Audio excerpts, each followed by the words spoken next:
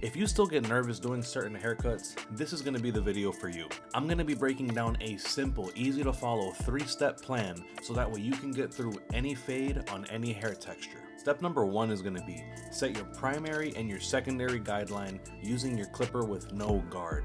The very bottom fade, anytime that this fade is going to end skin tight, personally I like to go with the clipper all the way closed, because if I start here with the clipper all the way closed, it gives my brain a reference point that says, hey, this is the bald part of the fade. And then I'll open up my lever so that way I can give a good parallel line, at least a finger's width, right? Or from a finger's width up to an inch.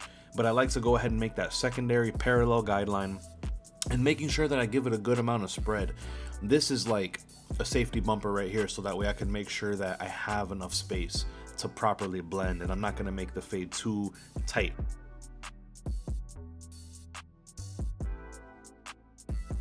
Now step 2 for this haircut process we're gonna get into now is set the foundation and softly blend it down. Now you can see his hair isn't necessarily long, but I still like to make sure and just run over it with the number 4 guard. You see, the number 4 guard, in my opinion, is probably the best guard to use if I'm gonna be blending up into scissor length at the very top. So all of our heads are round, right? We have a round like this. So you need to make sure that you use the number 4 guard straight up and off the scalp, right? If I start to kind of dig and follow into the curve of the head, that's where it's going to be like almost like too tight, and it's not going to smoothly flow up into the rest of the hair. So if you use a straight up and down motion, it'll help you skip your guards. You'll never have to use the 6, 7, 8, none of those higher guards. You can float right up with a 4 instead of foundation for a fade.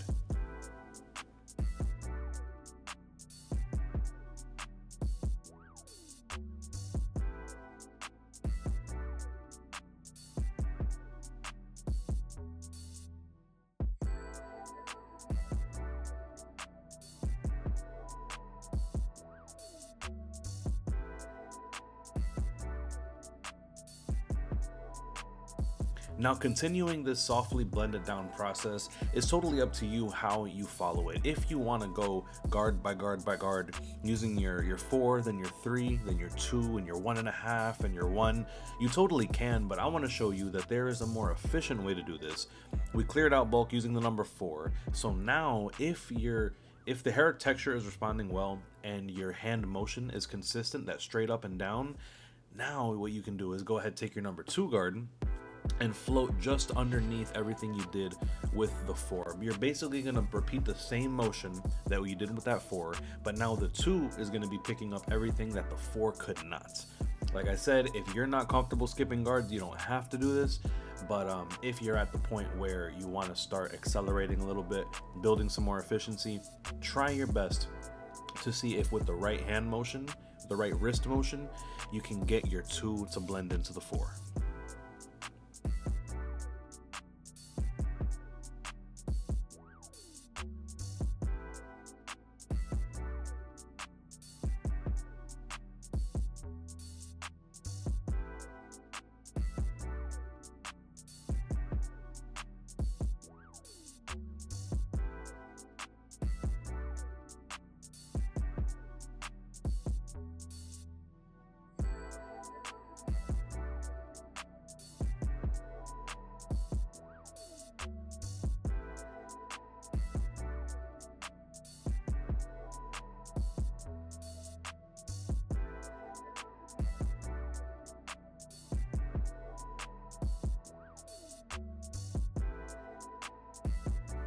Again, continuing to softly fade it down. You've already used your 4, you've already used your 2. Now you can go to your 1. If you're not comfortable fully, you can go to your 1.5. I'm going to encourage you to try to use your number 1 guard with the lever open, which basically is equivalent to a 1.5, right? And keep that same motion going. Keep it, pressure at the bottom and float your way up. Every time that you have a smaller guard in your hand, you incrementally work your way lower and lower and lower. Not by much, but by those incremental steps, that's how you're going to create that gradient. So you took your 4 right up to here and then floated it up off. The 2 right up to here, floated it up and off. The 1 right up to here, floating it up and off the head. So continue doing these motions, working your way down And you're gonna see this fade start to come together, and then now we are preparing to go into the third phase of this blend where it all comes together. And if the hair texture calls for it, we can follow up beneath the number 1 guard with the half guard. I believe here in this case I will be pulling out my half guard just to better prepare it, because see, some hair textures you'll see that by the time that you're done blending with the 1, you know, it'll already be so light at the bottom that it's like, oh sweet, I can go ahead and start fading out the bottom, which is a sneak peek into phase 3. But this hair texture, his hair actually was holding on pretty strong with the 1. Like you see, it was still pretty dark, a lot of contrast there. So I decided then to pull out the half guard and go ahead and, you know, use that as my final step of softly fading it down before I get ready to blend out the bottom line.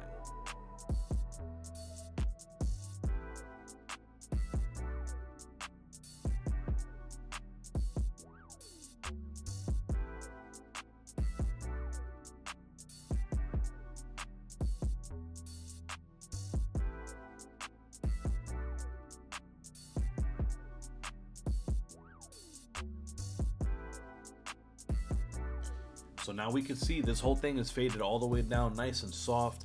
And if you remember, we started this fade off here with the clipper all the way closed at the bottom. If this is the line that you set in with the clipper closed, I'm gonna go right up to and through that with the clipper closed again. I'm breaking through that line. And now at this point, I'm pretty afraid, what if I raise the fade too high? The way that you have to think about it is, yes, you are gonna go higher in the fade. That's why you're gonna break through that line here, but then guess what? You go higher, you also are opening your notch bigger. So here's notch 1, and then here's notch 2, notch 3, notch 4, and notch 5. By this point, you've already blended into all of the clipper work with the guards that you've already done. So this is phase 3 in this blending process. You've already softly faded it down, and now all you have to do is softly erase the very bottom of this line. Slowly working your way up, notch by notch, not being afraid you're gonna raise the fade too high. We have to get past that anxiety point if this is gonna be a successful haircut.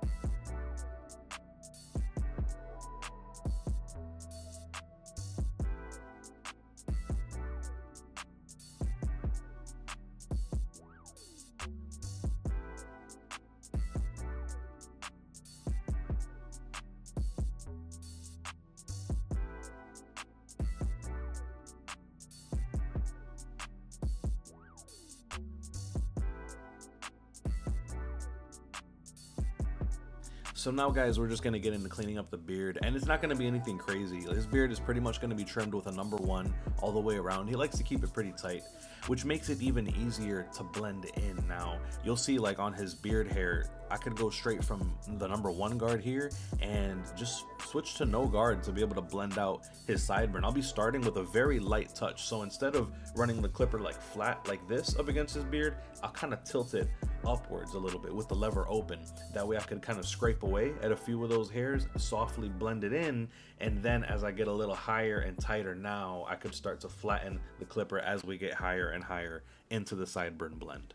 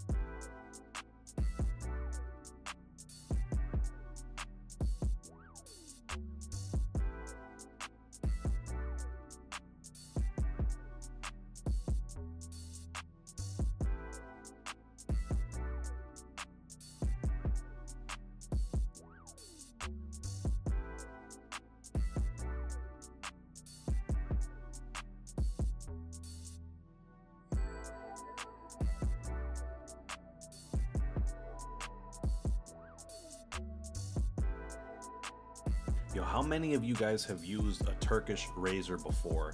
Tomb 45 just dropped the Turkish razors, and all of these products, by the way, the clippers, the trimmers, the guards, the shavers, the razor blade. In this particular case, this is my favorite one I'm using right now. The Turkish razor, man, it has the thinnest profile of any type of razor, because the other ones, you need space to slide the cartridge in and out. This one, you literally just put the blade in there. Leave a comment down below if you want me to drop a video breaking down how to use a Turkish razor, man. But these things hit so nicely, and I love how slim it is because it gives me that next level of precision so I can see every single hair that I'm removing as I'm shaving it off. The secret is, with shaving successfully and lining somebody up, if I'm gonna cut down on this line, I better be either asking my client to fill up their cheek with air or pulling in the opposite direction. You need tight skin. So if this line right here is being edged, I'm pulling this way, bringing the blade here. If I'm cutting down on this line, I'm pulling this up, blade coming down. You always want to pull the skin in the opposite direction that the razor is going. That's just best practice. And we can watch this beard lineup come together here now. You know, starting off with that nice curve, you'll notice when the curve, on this little sideburn area, you pull the skin tight, you cut a nice straight line. As you slowly release, you'll see that curve come together. And that's the secret to putting together these sharp lineups.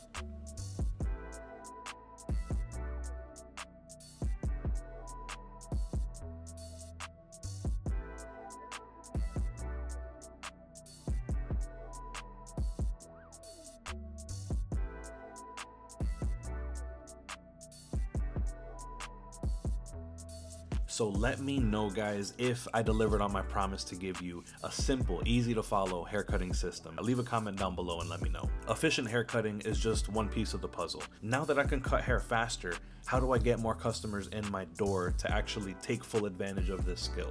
What do I do with all this new money that's coming in? How do I secure a solid business and open my own barbershop? 2, 3, 4 barbershops. So that way I don't have to be cutting behind the chair forever.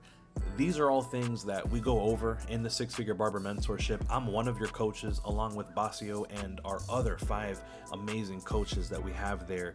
Check out the link in the description below, guys. Even if you only try us out for a month, I guarantee you'll come out of that 30 days making more than before you started. So I'll see you guys there soon, man. I'm excited to work with you.